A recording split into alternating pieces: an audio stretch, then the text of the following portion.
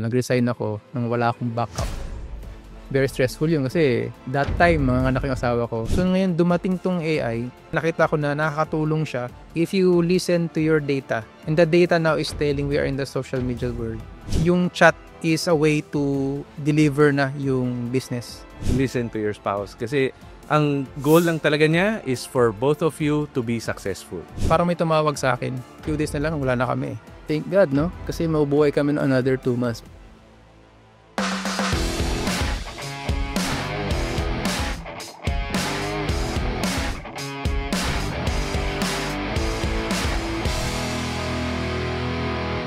Magandang araw! Welcome back to another episode. Ako ang iyong Kuya E. Bago tayo mag-start, shoutout muna tayo sa ating mga sponsors. Pixie Merch. Kung kailangan mo ng corporate giveaways or printed materials para sa marketing and advertising like flyers, calling cards, or tarpaulin, sila na ang one-stop shop para sa lahat ng company needs mo. Check out Pixie Merch sa Instagram or call 0947-998-4169. Also, Burst Creative Studio. Kung hanap mo ay quality content creation, podcast production, or studio rental, sila na ang partner mo for turning ideas into powerful stories. Check them out at burstcreativestudio.com. And Infotext. Kung gusto mong magpadala ng communication para sa business mo, ito ang go-to platform for bulk SMS or SMS API. Check out myinfotext.com para sa hassle-free messaging. Pagod ka na ba sa paulit-ulit na manual work sa business mo? Imagine mo to. Habang natutulog ka, may pumapasok na high-ticket clients. At lahat ng yan, automated. Sa episode na to, makikilala natin ang isang strategist na nagsimula sa simpleng problema sa negosyo niya, pero ngayon, siya na ang go-to expert sa AI automation para sa service-based businesses. Ang guest natin today, kilala sa community as the Chatbot King. At hindi dahil sa hype, kundi dahil sa resulta. Siya yung AI automation strategist na tumutulong sa coaches, consultants at SMEs para makawala sa paulit-ulit na manual work at makakuha ng high-ticket clients kahit tulog sila. From Cavite to the global stage, let's welcome DJ Dadula. Welcome, bro. Kumusta? Thank you very much for inviting me here. So, kumusta? It's better than good. Yes, better than good. So, DJ, no, ngayon, ang daming hype about AI and yung expertise mo ngayon lumalabas into AI. Paano ka nagsimula dito sa industry na to ng AI? Ano yung background mo before that? My background actually is pretty close, no? Since nasa technology siya. Mm-hmm. I was graduated as computer engineer. And then, nag-work ako with IT departments. So, nag-ayos ng computer, yung mga ganun. Mm-hmm. And then, I was in the industry sa IT as system administrator. I manage mga servers, ganun. And then, we also do automation. Okay. Automation para hindi na kayo problema. Yung tipong, nanonood lang kami ng mga videos kahit nasa loob ng office. Okay. Kasi automated na. So, and then, yung time na nag-resign na for a really good reason siguro. Masabi ko nag-resign ako noon kasi parang since my work is 24/7, yun talaga yun sa IT, parang required. I jump into many companies then for one reason, no, I cannot work on Sunday. So parang pumirma ako ng kontrata na okay, 24/7 ka. Kasi nga support siya. Pag server, nandown yung internet, kailangan on-call ka. Kailangan on-call. Pero skeletal. Okay. Pero most of the time, parang ginagawa kong excuse. Sabi niyo, okay lang na hindi ako mag-Sunday, may team naman. And then dumating sa point, nung parang last 9 years ko na yon, home-based na ako, pero parang napuwersa na ako na pumasok ng linggo. Sabi ko, alam niyo naman hindi ako available. Parang naging injustice for them, which is na-predict na namin na there will be time na baka ganito mangyari. So nangyari yon, I was asked to resign. Pero nauna na ako, sabi ko, feeling ko hindi na siya okay for your company. So very stressful yun kasi that time, mga anak yung asawa ko, that time, nasa ibang lugar kami, doon kami sa parents niya. kasi mga anak. Mhm. So, very stressful. Nag-resign ako nang wala akong backup. Pero meron lang kami like 6 months na savings. And that time kasi, natuto na ako in some online stuff kasi nga, na-automate na namin sa office, nakapag-research ako, nag-enroll ako sa mga entrepreneur mindset, automation, ganun, digital marketing. So, nagkaroon na ako ng mga online presence. Siguro nahati na rin yung isip ko na parang, I think, pwede akong ganito. So, nagturo ako ng skill ko mismo, yung sa computer, Linux. Nagturo ako sa mga estudyante tsaka sa mga bago sa work. Online to? O, online lang. Pero may mga engagement ako sa school. Okay. Tapos nag-rent ako ng mga studio para magturo. Mga co-working spaces. Okay. So, nag-meet kami ng mga professionals doon. Mga konti lang naman, mga 3 to 5 students. Pero minamarket ko siya online. So, nung nag-resign na ako noon, dumating sa point na wala pa rin akong ginagawa kasi syempre kailangan kong asikasuhin yung newborn, pati asawa ko. Hindi masyado ako naka-active. Pero nag-marketing pa din ako. Kasi I'm still promoting. And then one time wala na. Parang 1 linggo na lang yung savings. Wow. As in, So from 6 months savings, naubos na. worth 1 week na lang. Oo. Okay. So wala lang yung pambayad ng bahay, ng kuryente. Tapos may newborn pa. Paano yun? And then, may mga workshops ako, pero hindi siya sapat. And then, one time na sabi ko, nasistress na rin ako sa mga inquiries. Paano ko ito asikasuhin? Tapos ako sa asawa ko. Tapos wala pa akong work. And then, sabi ko, search ko nga, baka pwede naman may sumagot sa inquiry ko. Na-search ako sa Google. Tapos nakita ko, mayroon palang chatbot. And then, since alam ko na yun, matagal na yung chatbot, matagal na yan sa industry, pero meron pala ngayon sa Facebook. Pinag-aralan ko siya, nahumaling ako doon, and then sinet up siya, try ko nga ito, sinet up ko. And then nung few days na lang, parang may tumawag sa akin. Few days na lang, wala na kami. Tumawag sa akin, "Sir, meron ka bang cheque?" Cheque, ano to? Kasi kami po yung nag-enroll sa'yo kasi nakita namin yung post mo. Paano kayo magbabayad ng cheque? Sorry, wala po akong wala. Tapos, meron ba kayong parang DTI permit? Ganun. Sorry, wala. May resibo ba kayo? Sorry po, wala talaga ako Sige po, okay lang. Bakit po? Mag-enroll kami kasi lahat ng IT namin tuturuan. Sila? 40. Wow. 40? In-enroll nila 40. Sige po, pinrasis ko na. Thank God, no? Kasi mabubuhay kami ng another 2 months. Parang gano'n. Parang yung naka-Y number ko. I remembered, sinet up ko yung chatbot ko. Na huling-huli is phone number. Chatbot. Ang dami kong flow. Ang daming tanong, i-educate pa sila. Alam mo nyo ba yung Linux? Tapos napuntahan nila yon, hindi ko yung naasahan. Sabi ko, ganun pala ka-importante yun. So, chatbot.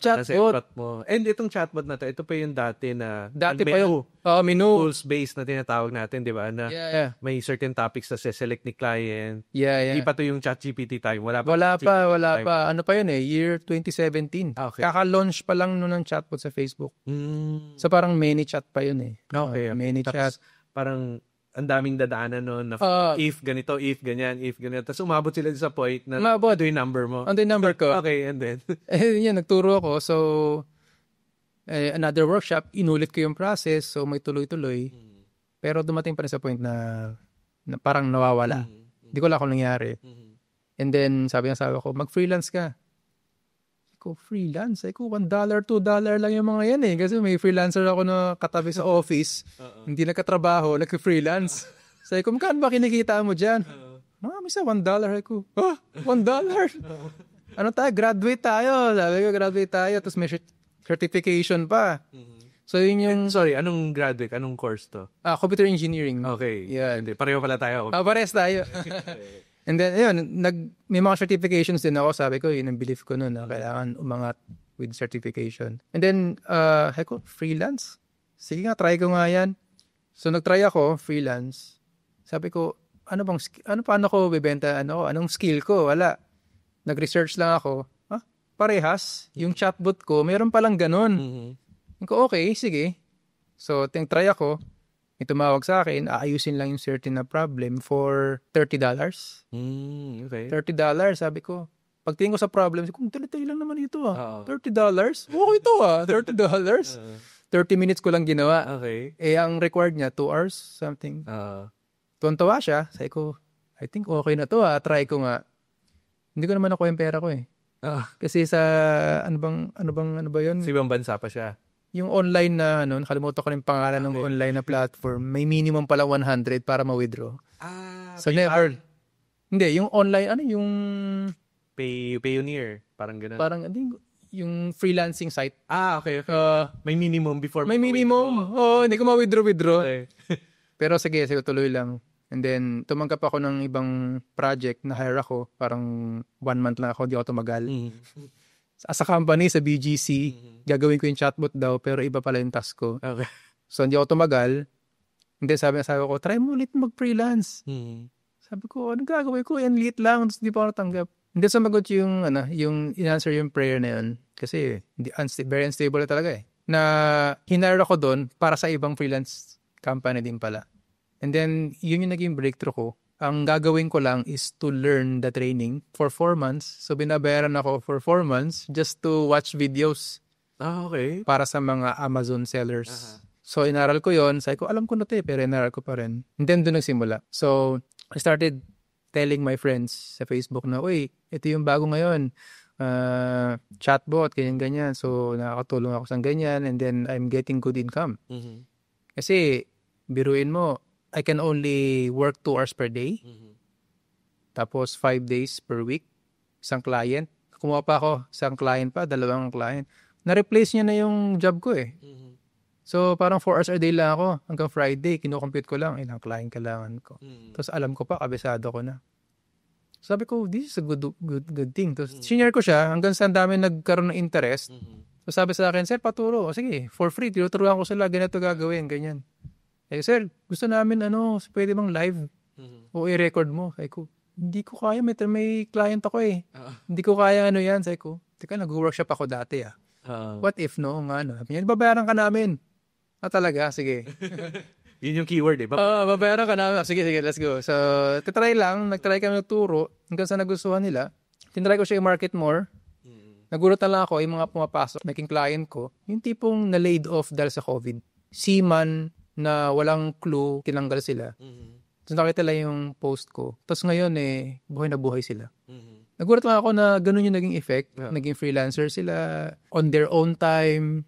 Like, okay, so parang na-duplicate. Like, why not? So I will try to really reach out. Kasi changing lives as well. Correct. Parang na-change yun sa amin. It changes their lives too. Kaya sabi ko, this is a really good way of sharing in the industry. Then nakita ko nila yung mga problem, dami na yung mga businesses na post ako ng post Then they're also asking me to commission their system. And then yun, tuloy-tuloy from there. So dito sa mga nakita mong problems ng mga businesses, paano nakatulong itong bago ngayon na chatbot ng Facebook na pwedeng AI na parang ChatGPT? Paano siya nakakatulong sa mga businesses? Masabi ko because of the problem na we encounter noon, chatbot. Kasi nung naturuan ko na sila. So they also knew, syempre global naman, hindi naman ako yung talagang pinanggalingan. Global siya. Ang problem pa rin kasi, ayaw ng mga tao ng pindot na pindot. So sinet up namin yung flow, as in sobrang planning namin. Mahaba na yung flow. Ang haba na flow. Meron kaming whiteboard para lang i-discuss kayo. Pag ganito pinindot, ganyan, bubuk ng call, hindi sinusunod ng tao, magsa-chat pa rin sila. Yung manual. Mag-manual sila, pipindot-pindot pa kami. Gusto namin mag-book na po. Wala na, hindi na sumasagot yung chatbot. Ay, kundi, may paraan yan. Sige pa. I-kunin natin keywords. Tayo ko, kailangan magaling ka mag-ikip ng keywords. Tapos may sobrang advanced system, yung NLP na system na yan, which is very complicated pa sa mga clients. So ngayon, dumating tong AI, which is we predicted na rin. Na makakaroon ng smarter way to do it. Nabanggit yung AI, sabi ko, matagal na tong AI, nag-aaral pala ako ng StarCraft, may AI na yung time na yun So, ganun din pala. And then, pwede pala siyang maikabit na ang mangyari is, maintindihan niya una yung intent ng mga nag-chat. Gusto namin magpabook sa'yo. And then, nakahanda na rin yung answers nun. Kasi, kuya, as a business owner, gusto ko pa nagpa-book yan, tanungin mo yung 3 questions. And then, pag ayaw niya nun, sabihin mo na, sige, yung assistant namin magkakausap sa'yo. Ngayon, pag okay siya sa 3 question, let's say, name, address, email niya, or sabihin niya para saan to, yung budget niya, o yung oras ng appointment, yung AI na yung mismong sasagot. Parang si ChatGPT na sumasagot sa'yo na mas marunong. So parang si business, tinatranslate lang yung gusto mong gawin para makakuha ng client. So that's why nafi-filter yung client. Yun yung gusto ng mga businesses na ayoko kasi mag-spend time nung kaka-chat lang dyan hanggang madaling araw. That's why yun nga, nakita ko na nakakatulong siya para hindi na sila ma-stress. Tsaka pa na-skill sila, alam nila na may sasagot. Hindi na sila yung mahihirapan. When you scale, parang dumami yung mga inquiries. Yes. Sasagot. Okay. Kasi nga, pag hindi sila sumusunod dun sa menu, sa rule-based, nagke-text sila, kailangan mo ng tao na maintindihan yun. Oo. Kailangan yung sila. AI na yung gumagawa. AI na yung gumagawa nun. Okay. And ano yung nakita mong kwento ng mga businesses na in-apply yung yung AI sa business nila? So, recently, na kumusta ko yung isang client, it happens na kailangan nila ng panibagong project, parang they move forward to another venture. Kasi nga, nagkaroon sila ng panibagong problema, which is a good. Kasi dinamihan na nila. May AI na, may sumasagot na, nagdagdag sila ng budget ngayon. Okay. Ang problem, ang dami ng qualified leads. Kasi dumami yung qualified leads. Hindi na sila nahirapan na i-chat lang yun, which is mag-require sa kanila sobrang daming tao. So, hindi na sila nag-hire ng madaming tao. Nag-hire sila ng madaming magko-close ng deal. Okay. Kasi qualified. Tumami na yung qualified. Oo, imbis na mag-spend sila ng time just to ask this question, isend inong info, hindi na nila pinoblema yon. Ang pinoblema lang nila, paano i-assist yung mga gusto magbayad. Okay. So, yung kung makikita mo, yung scaling nila is not about answering. It's about accepting na yan. It's better. Yeah. Oo, kasi business talaga is kailangan yung sales. Yun na yan. Kailangan yung close. Sila na. So, dun talaga mag-invest dapat. Yes. Diba? So, ano yung mga tips mo sa mga viewers natin na nag-iisip mag-start sa AI trend? Actually, sabi nga nun parang ano lang yan, short trend lang yan. But actually, nung simula nung na-open yung Facebook, social media, dumating sa path na project na ni Meta. Facebook noon, ni Meta ngayon, ang daming tao na nasa market nila, nasa platform nila. So, pinakita nila sa businesses na nandito yung audience mo. And ang nangyari nga sa Philippines, which is we are one of the largest market ng chats. So, yung mga tao is always involved in chats na ayaw na mag-click sa website. So, kahit sa sobrang ganda ng pagkakagawa ng website, let's say, ang galing pa ng ads, sobrang ganda ng offer, ang sinasabi sa amin ng mga customers namin, ang established na kami, pero gusto nila mag-chat. Chat pa rin sila. Gusto nila mag-chat. Yung pala, these customers, kapag nag-chat at masagot mo yung inquiry nila ng tama, doon sila magko-convert. Gusto lang ng mga tao ng confirmation. Basta may kausap ako, magabayad na ako. Okay. Kaya parang kung masabi ko siya is, if you listen to your data, and the data now is telling we are in the social media world, and very, na yung attention, very small na yung attention, tsaka more on personalized, is yung chat is a way to deliver na yung business. At para matulungan yung mga inquiries. Ngayon, kung palampasin natin siya, ang nangyari, ang dami natapon na leads. Kasi, in a way, sasabihin ni Facebook, dito yung market mo sa chat. Kasi sa data nila Pero, hindi nila kayang puntahan kasi hindi nila kayang sagutin. Hindi sila automated. Hindi sila automated. At dun papasok siya. Dun papasok ngayon yung AI. Galing. Grabe, dami nating learnings today. And, to summarize yung ating episode for today, first is we really have to focus on automation. And ngayon, sa trend nga, based sa mga clients ni DJ, karamihan ng mga customers, kahit napakaganda ng catalog mo, ng products mo, di ba, yung booking system and so on, sa chat pa rin dumadaan si customer. no? So kailangan ma-automate natin yung chat na yon, and very possible na siya ngayon dahil sa AI, specifically generative AI or conversational AI, hindi yung katulad dati na menu-based. And also, be willing to try, no? Isa yun sa nakwento rin ni DJ na, nga, no, pwede pala yun. Lalo kapag diniman ng customer at willing sila magbayad, di ba?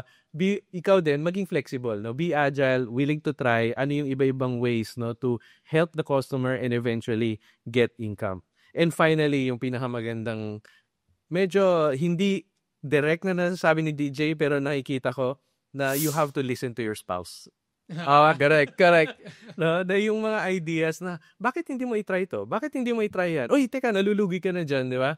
So, very important talaga, no? Lalo kapag married ka, is listen to your spouse. Kasi, ang goal lang talaga niya is for both of you to be successful. Tama? Correct. Yes. So, thank you very much, DJ. Thank you. Yes. Bago tayo mag-closing, alam nyo naman, dito sa Kuya E, hindi lang puro business and tech, kailangan may inspiration din. So let me share with you this verse from Luke 19:13. Sabi dito, engage in business until I come. Thank you so much for watching this episode. Kung gusto niyo pa ng mas maraming learnings, good vibes, at good news, make sure to like and follow us on Facebook, TikTok, and Instagram. At syempre, don't forget to subscribe to our YouTube channel para lagi kang updated sa mga next nating kwento. Kita-kits ulit sa susunod na episode. Dito lang sa show na hatid ay good news.